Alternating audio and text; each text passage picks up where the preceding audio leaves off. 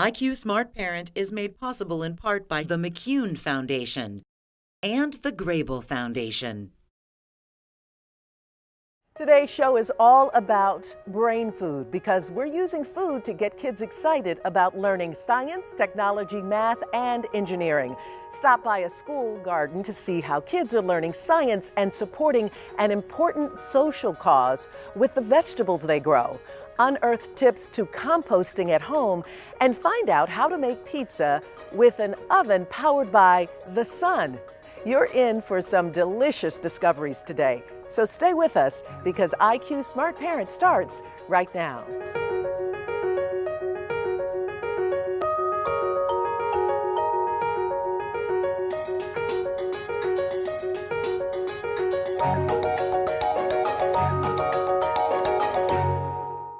Welcome to IQ Smart Parent. I'm your host, Darieth Chisholm.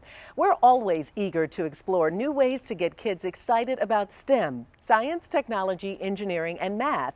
And I have to say, today may be just our tastiest efforts to date because this show is all about edible STEM. To kick things off, I'm happy to welcome our first guest, Will Tolliver, who is the manager of early childhood learning at the Children's Museum of Pittsburgh. Thanks so much for being here. Thanks for having me. So let's start off by talking a little bit about why it's so important for kids to really understand what it means to grow your own food. Well, in today's world, food comes from all over. It's important to talk to kids at an early age so that they understand where food comes from. A lot of the time, children think it comes from the grocery store, but in fact, it comes from community gardens. It comes from our own backyards. It comes from local farms. I think it's really important to drive that concept forward to kids because there's a lot of larger issues connected to that. And there's a lot of things that kids can learn just through simple gardening. You can talk about the soil. You can talk about the physicality of the plant. There's tons of avenues that you can take to expand the learning around gardening. Making observations, making predictions. Yeah, really brings data in all of the STEM, if you will. Yeah. Well, you brought a variety of different things here to share with us, so let's dive in and get started with what you have. Yeah. So today I wanted to highlight container gardening. As you'll see, I brought a ton of different house plants here. I brought some herbs, and I wanted to highlight just some of the things that parents and children can do at home. One way that I really wanted to do was with our herbs that I have here. Now, herbs are simple plants that provide a lot of learning experience. One of the best ways is through sensory. So I brought here today some lemon balm from my grandmother's garden. I transplanted it right into this container myself. And you can smell the freshness of that. So it does. Yeah, it's one of my favorite scents. It reminds me of my childhood. Yeah. I was really excited to bring that. I also Not to mention, obviously, this is great because with cooking, you've got these, you pull them right out of your container and you can start to cook with them. Right, and when we think about taste, I brought some oregano here, which is one of my favorite. I know that pizza is one of kind of a lot of kids' favorite meals, so if you add some fresh oregano to that, it could really drive home some learning. Yeah, and with container gardening, particularly in cities where sometimes people don't have the space like your grandmother and to have a garden, you can at least create a garden-like environment indoors. That's correct, and there's tons of cost-effective ways to do that. As you'll see here, I just took the bottom of a juice container and cut it right in half and filled it with soil. It really is the most cost-effective, efficient way to bring that outdoor indoors and really drive home that connection. So we really don't need to spend a lot of money doing this. You can make your own containers and recycle at the same time. That's correct. I placed this oregano in just a pop bottle. I transplanted it right outside. I just used a trowel, dug it up, and supplemented some soil in there. Yeah. Is there any type of container you wouldn't recommend planting in? For transplanting plants, I would recommend either using plastic or glass, and you can use tons of recycled materials to do that. I really like seeing the dirt, the soil inside, so I like to use clear containers, as you'll see. But there is really no wrong answer to container gardening. Yeah. And so you have a few seeds here. That's correct. I wanted to highlight just a simple activity that parents can do at home. So these seeds are germinated, and when you germinate a seed, it's when you activate it from its dormancy. So seeds are often just kind of waiting to be activated, and a simple way to activate seeds, You can use beans, you can use any seeds that you may have lying around the house. All you need is a simple plastic bag and a wet paper towel, and you just place the seeds inside of it, fold it up, and stick it in a dark drawer, and you'll get this result. And then from there, though, you brought along some dirt just to show us how best ways to plant them. Yeah, so I just used a mixed bag of seeds from home that I had, and I brought some soil, and as you'll see, I used an old Tupperware that I didn't have a lid for. So all you have to do is take the seed and make sure the embryo is up, which is the baby plant. You want to move a little soil, make sure the embryo is up, cover it, and it's very important that we add some water, so excuse me. And how often would you need to water this? I would say watering this about every 2 to 3 days would be the best avenue to go. And how soon would you anticipate it beginning to sprout? So that's the cool thing. That's where you can get your child involved. So you can make some simple predictions and hypotheses around how fast do you think it's going to grow? How tall do you think it's going to go? And a great way to record that is with just a small device, maybe a phone or an iPad, and just taking a photo every day. Yeah, and I bet that's a great way to not only, if we go back to this idea of bringing in STEM, is that if you continue to take the photos and watch it and were to make a time lapse, it would be a great way for kids to explore that. That would be really great, and if they can put it all together themselves, then Yeah, that'd even be then they better. edit, then we've really brought in all of the skills. Yeah. So you brought a few other things, and we'll talk a little bit about composting, right? Yeah, that's correct. So I did bring a compost container that I made at home myself. I wanted to bring something that you could find the materials right in your own home. You wouldn't have to go out and buy anything. You can make it really simple for your own home. And so for people who don't really understand what composting is, what is it? Composting is a way to pull the nutrients out of decomposing foods. So rather than just throwing them away, you can repurpose them. And the whole idea is to reduce waste within our homes rather than eliminate. Unfortunately, I don't think that we would be able to completely eliminate our waste, but we definitely can alleviate that. Yeah. And so things like you brought oranges or tangerines that you could, obviously you eat it and then you've got the skin, waste. the rind. Yeah. That's correct. So in order to kind of kick this off, you'll just need a simple tray that you can find, some newspaper, and a container. I recommend one with a lid so that you don't have to really worry about rodents or our pets getting into it. Yeah, and if you could lift it for us. So I just have this lid here. I drilled some holes in this container so that it can still breathe. I also drilled holes in the bottom. So inside here is a layer of soil and a layer of dirt that I pulled from outside so that I can get some bacteria to really activate the compost. And then not to mention, of course, the orange peels. But then what's important to have in there are worms. That's correct. Yeah. So today I didn't bring any worms. I wanted to provide something that was very approachable for parents. Worms can be, I feel, a little bit overwhelming to start. So once you get your routine down, all you have to do is add worms to this. And what do the worms do? Why are they important? Yeah, the worms are very important. They help break down the compost faster. This style of compost will still break down. It may take a little bit longer, but the worms help speed up that process. So, gardeners, I think, refer to it as black gold, but it's worm poop that really activates all of these things. Worm scat. Worm scat, there we go. That may be the reason why mine didn't work when I tried to compost many years ago. I didn't even understand that. So again, the importance of doing this is vital to, of course, using then the dirt that you would use in any of the plants. That's correct. So once you have your dirt, you have your newspaper scraps inside to collect some of that moisture in your scraps inside. You want to just simply spray inside, and then you will start and activate that compost. And then how long does this take, and then what's the ratio, or what do we do in terms of getting it into the container?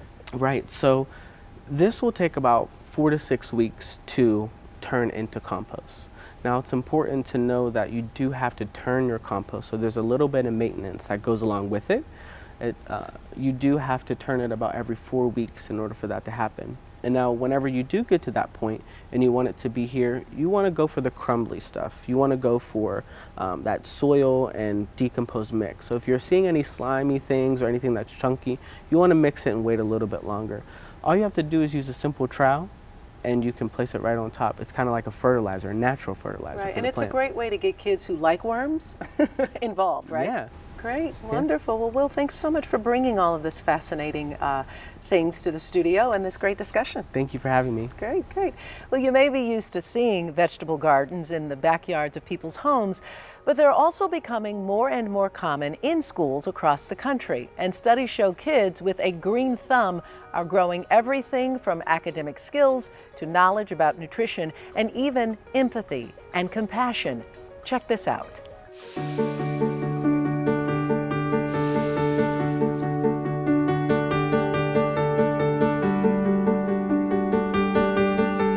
We are planting cucumbers. Do you like cucumbers? Yes.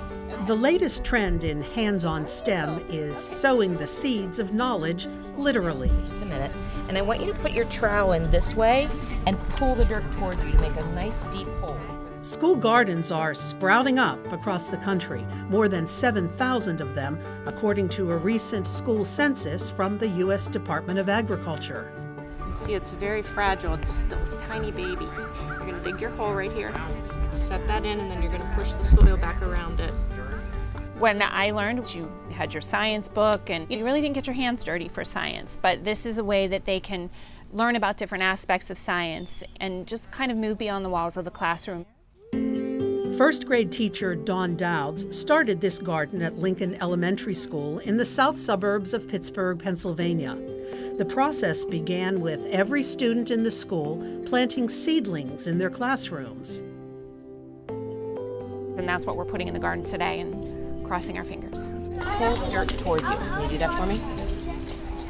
We have tomatoes, zucchini, eggplant, peppers, beans, chard, kale, lettuce, onions, cucumbers, and gourds.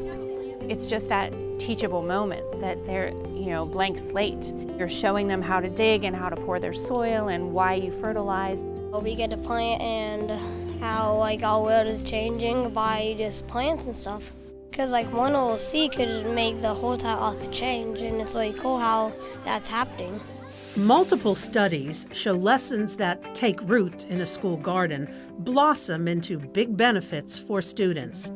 Hands-on learning contributes to everything from higher test scores to improved behavior. And gardening also builds higher-order thinking skills 21st century students need to succeed. Engineering skills, they use cooperation skills, they use communication skills to realize that things might not work out the first time, to be able to come back and say, reevaluate, how can I change this and make it better? Doing stories with them and literacy components and bringing in books and resources, so that's always part of it. And these lessons get a green thumbs up from the students. Voila.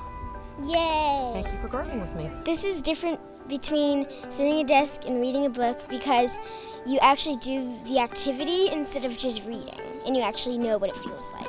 You just get to explore and get down in there and see what's really, see what's the secret about the plants. We just put them in little cups, and we put soil in there, put the seeds, and they grew. Some of them didn't, but it's just nature.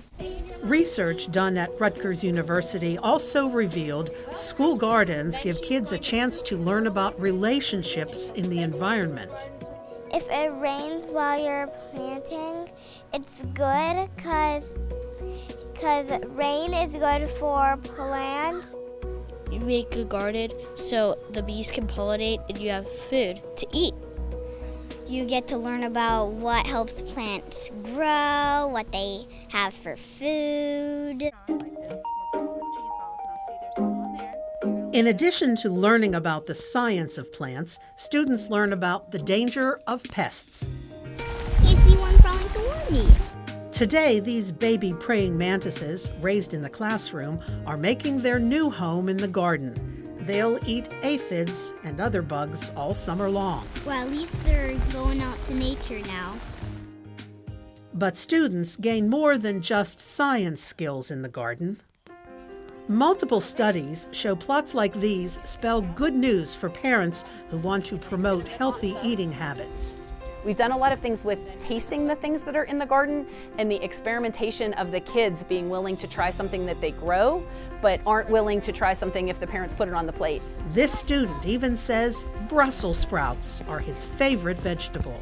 Well, when I first ate them, they weren't that good because we had something different, but then we put brown sugar on them and they were fantastic.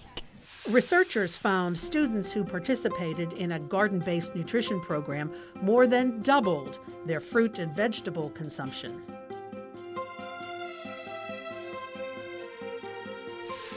And for them to understand that you can put basil in ice cream and it still tastes good, or you can put zucchini in cake and that still tastes good.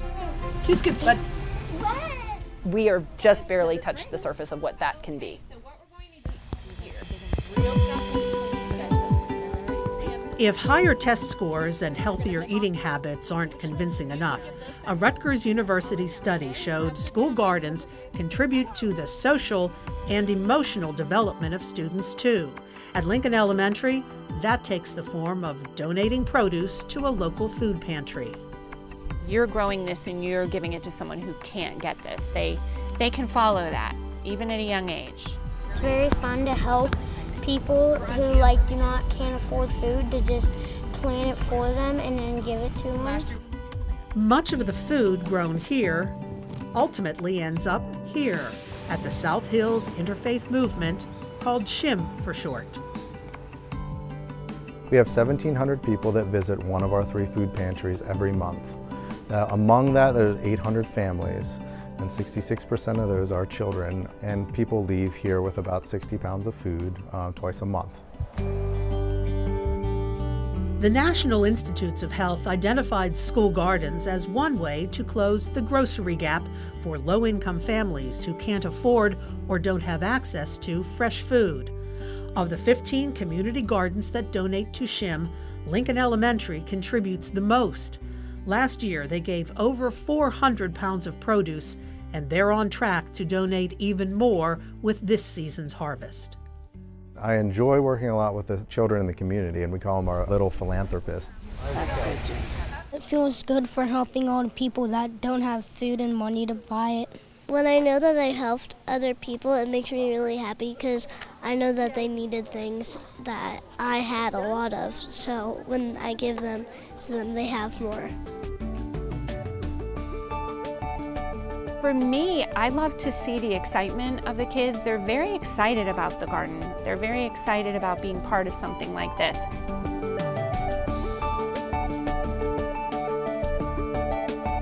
It's just been great. It's been great, much more than digging a hole in the ground.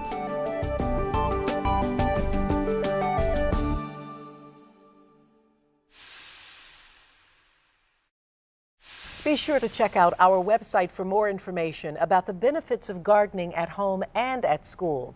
Right now, I'd like to welcome our next guest, Rebecca Colangelo, a 2nd grade teacher at South Fayette Township Elementary School in Western Pennsylvania. Hi, thank you very much. Yes. It's nice to be here. Good to have you. And so let's kick off our segment talking a little bit about STEM activities in your lesson plans for students, particularly in the 2nd grade. Mm-hmm.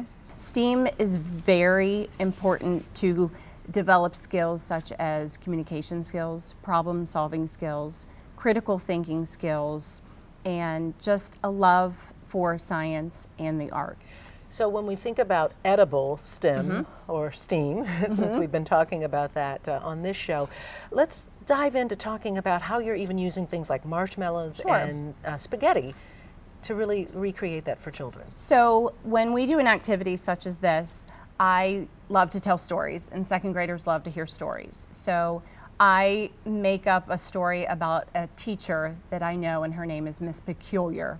So we start talking about what peculiar means and how she's different than other teachers. She's a science teacher, but instead of using objects like microscopes or beakers or things that you normally think about science, she uses marshmallows and spaghetti. And she comes in with a big purse and we pull everything out, and she sets the stage for a challenge. 2nd graders love challenges. So in this activity, the challenge was to build a structure as tall as you can. It had to stand up on its own, and we talked about things being sturdy and what kind of shapes were important to build. You know, would you use a circle to build something? So they're given the materials and they start to create, and this is one of my students' creations, and you know, they want to try to continue building and making it taller. Collaboration is very important in my classroom too. They're working with groups. They have to discuss and talk to each other as they build. Lots of problem solving is going on during the design process, and they talk about what's working and what's not working. With second graders, a lot of these skills we're just developing. So it might not always be perfect, but they do a great job in kind of being a little bit creative. And you can see this one actually was standing up at one point, but you know, it lost yes, its, you know, it is a marshmallow. So. Right. And you have to keep them from eating them, I would assume, as well. Right. But it also gives the children a sense of, you know, science doesn't always have to be fancy. Science can be just from your pantry. And a lot of the kids will say, I have that, I have marshmallows, I use spaghetti, or I eat spaghetti. So it gives them the sense of that science can be a simple thing. Right, and it's a great way for parents who might otherwise be intimidated about making certain things or creating a maker space at home to use very simple edible items to create and help them understand that these are still using STEM and STEAM skills. Right. And I encourage parents to look for those things in their home. And you know, they can encourage their child to be imaginative. It's not, you know, that it has to be a certain way. One of the things I talk about a lot with my students is just collaborating and being persistent. And so it doesn't always work the first time. It can be easy to get frustrated if it's falling down or it's not looking the way that you think it's supposed to. And that's a great lesson in life, though, because more often really than not, the is. things that we're working on do fall down and they fail. And you have to keep Right. going, and consistency and collaboration. Now, you did bring along something that I think all of us can associate with, and that's pizza. Yes, pizza. So what's this about? And my students love this project. So we created a solar pizza oven, but you can cook more than pizza, which we found. And it's just using, again, things from your pantry or your drawer that mom and dad have. We took a regular pizza box. We have 2 sizes. This would obviously cook a little bit more pizza. And we are able to prop open. So this would be covered with foil. And we could take the foil and it would be covered here. The saran wrap here kind of serves, it almost looks like an oven, and even second graders will say, that looks like my oven at home. Inside, we have black paper. We have conversations about absorption and the sun's solar rays. The newspaper serves as an insulator, so once the oven is working, they take it. And what's heating this? The sun. Well, but how is it? So you're just sitting it outside and just allowing the sun? We take them outside, and I usually have a pencil or a stick that they place here to prop it open. So the sun's rays come down and reflect off the foil. Once the sun's rays start to heat through the saran wrap, the air inside warms up. With the black paper, it absorbs the heat and the air, and it's insulated, and it actually works. Yeah. How long does it typically take? Typically, it'll be a few hours, depending on the time of day. Again, that leads into conversations about the time of day. If the sun's a lot higher in the sky, you know, should you put it out at night, that type of thing. So, and I have to imagine, because I'm fascinated by this, that the kids have to think like, wow, we're making pizza. Right. They probably say the good old-fashioned way. But right, a little bit longer. But it really, the children get very excited about it. They're able to take them home. A few days later, I even had students come back and show me pictures on their iPad. I cooked a grilled cheese or a hot dog, you know, and you can take it a little further. Can you cook an egg in it?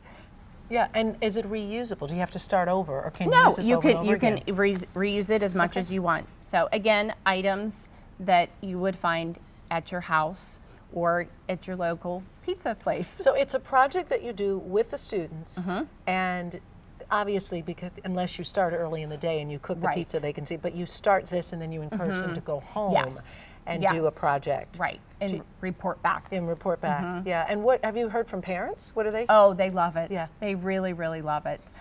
You know, lots of positive feedback, and you know, I'm always told you make science so easy and fun. And that's a good message. That if that's the message, then that's when more people will want to do, and particularly young girls, be involved with science because it is exactly. fun. Yeah. Exactly. Yeah. And to develop that lifelong love of science and even the arts. Right. I think that's important. Well, you have made this fun and Well, certainly thank you. interesting, and I may have to go home and make some pizza. You're welcome to borrow this one. Oh, why, thank you. That'll make it easy to get it done, half baked, I should say. Right. Thanks for being here. Thank you and so we much. hope that today's program whets your appetite to try edible STEM or STEAM activities with your family. And we also hope that you'll join us again next time for more IQ Smart Parent. Want to learn more about IQ Smart Parent? Visit us online at iqsmartparent.org for more episodes and additional tools and resources. Connect with us on Facebook, Twitter, and Pinterest to share your thoughts on being a 21st century parent.